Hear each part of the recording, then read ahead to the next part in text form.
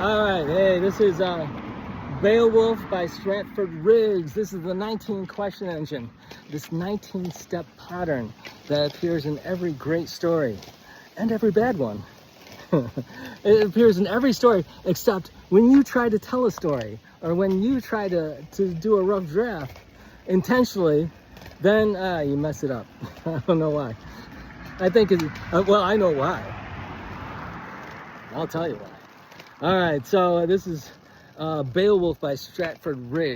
So the original story is in medieval English, and it's in poetry, and poetry is the hardest for the 19-step question engine because it's not really a story, it's poetry. And so it won't sound like a story. It's not going to make sense. But poetry, I love poetry.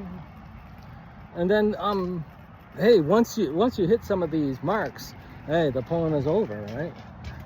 I'm thinking of some of my favorite songs, some of my favorite rock songs. They stop long before they get to any type of want or conclusion.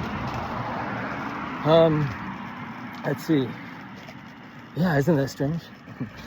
All right, so here's Beowulf by Strafford. Okay, so here we go. So the first question is, what happened? Once upon a time in the far north of what is now called Europe, there was a kingdom known as Geats land. What did they do? And its ruler was named Hygelac. What started all this? It was a harsh country, which meant with high mountains and narrow valleys, and it had a long sea coast with many harbors and inlets. What did they want? And the men who lived there were famous for their bravery. What might follow that? On both sea and land. Who made this go deeper? Like their neighbors, the Danes, the Frisians, the Geats were warlike. What was their problem? And for the greater part of every year at Hygelac, what would you expect? And his warriors were engaged in fierce battles with various tribes. How did it turn personal? Who would enter the territory of the Geats? How did it become deeply personal? To steal cattle and lay waste to the fields of grain. What did it make them conclude? And burn the farms of his retainers. Who sets off the climax?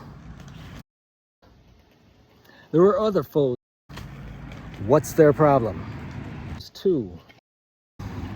What did they conclude to be dealt with? What mattered to them most? The great caves along the coast were inhabited by all manner of evil monsters. What did they conclude about that? That lived partly in the sea and partly on the land, huge serpents with scales of brass. What does that lead to? That patrolled the coast and devoured fishermen. What happens next? When they could be taken by surprise at their nets. So this has like these 3 main sections. So the first introduces the people and the land. And then the second one introduces the warriors and their battles and why they fought. And then finally, you know, this is going towards the battle with Grendel, the monster. And so that's where the conclusion is the monsters that live along the coast.